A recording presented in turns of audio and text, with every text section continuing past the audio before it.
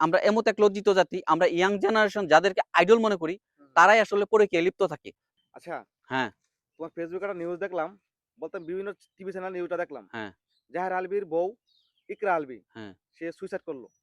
তো এই সুইসাইড করার পেছনে কি কারণ হতে পারে? তোমার কিছু মন্তব্য আছে এই বিষয়ে? আমার মন্তব্য বলতে গেলে কি জানো? ইকরার আত্মহত্যাতে আমরা আসলে খুবই মর্মাহত।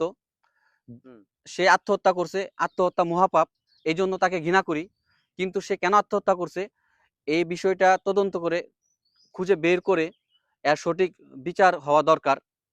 আর হুম, যাহাতে পরবর্তীতে যাতে এরকম একটা আত্মহত্যার ঘটনা না ঘটে, রাইট, রাইট। এটা হইলো গিয়া কথা।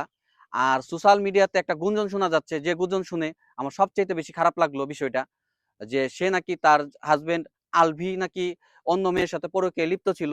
এই জন্য নাকি সে এই তার হাজবেন্ডের এই পরকীয়ার সম্পর্ক সে মেনে নিতে না পেরে সে নাকি আত্মহত্যার পথ বেছে নিছে। আচ্ছা, আচ্ছা। সকল কিছুর সমাধান আত্মহত্যা শেষ পরিণত হইতে পারে না যদিও, তারপরে একটা মেয়ে কখনো তার স্বামীর ভাগ অন্য কাউকে দিতে চায় না। Right, right. আমরা এমত এক লজ্জিত জাতি, আমরা ইয়াং জেনারেশন যাদেরকে আইডল মনে করি, হুম, তারাই আসলে পরকীয়ায় লিপ্ত থাকে। যেমন সাকিব খান, হুট করেই দেখি অপু বিশ্বাস এক ক্যাসেট নিয়ে হাজির। আচ্ছা, হ্যাঁ, এই আচ্ছা। ক্যাসেটের বাবা নাকি সাকিব খান। হ্যাঁ, পরে হ্যাঁ, হ্যাঁ। শোনা গেল যে সাকিব খান অপু বিশ্বাসকে বিয়ে করছে। হ্যাঁ, ওই অপু বিশ্বাসের ছেলের বাবা হচ্ছে সাকিব খান। এর কিছুদিন পরেই বুবলি আরেক ক্যাসেট নিয়ে হাজির, এর বাবাও নাকি সাকিব খান। এভাবেই হচ্ছে আমাদের জাতির সেলিব্রিটি গুলা একের পর এক পরকীয়ায় লিপ্ত থাকে। হ্যাঁ, পরবর্তীতে দেখা যায় তারা বিয়ে করছে, ইয়ে করছে, কিন্তু বিয়ের সম্পর্ক এমনিতে জাতি আগে জানে না।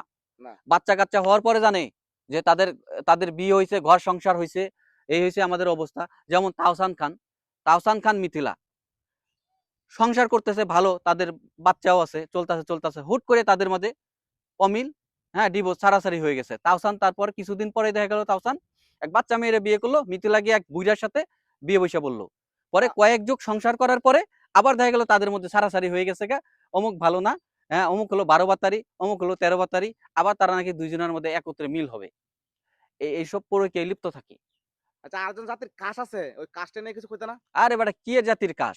ওইটা তো হলো জাতির ক্রাশ হইব।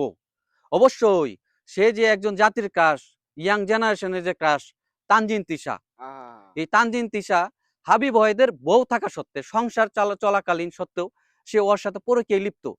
সে আশা করে হাবিব ওয়াহিদ তার বউকে ডিভোর্স দিয়ে ওরে বিয়ে করবে। কেন ভাই?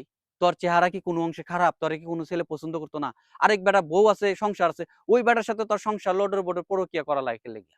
হুম, হুম, হুম। যাদেরকে আমরা জাতির, হ্যাঁ, সেলিব্রিটি মনে করি, যাদেরকে আমরা ফেভারিট পার্সন হিসাবে ভাবি, এজ এ, ওরাই আসলে পরকীয়ায় লিপ্ত। এই কারণে পরবর্তী অন্যদেরকে সেলিব্রিটিকে আমরা ক্রাশ মনে করার আগে আসলে এগুলা ভাবা দরকার।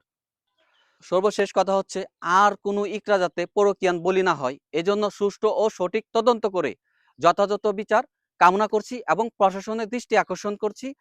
আপনারা কি বলেন? অবশ্যই কমেন্ট বক্সে আপনাদের মতামত বলে যাবেন।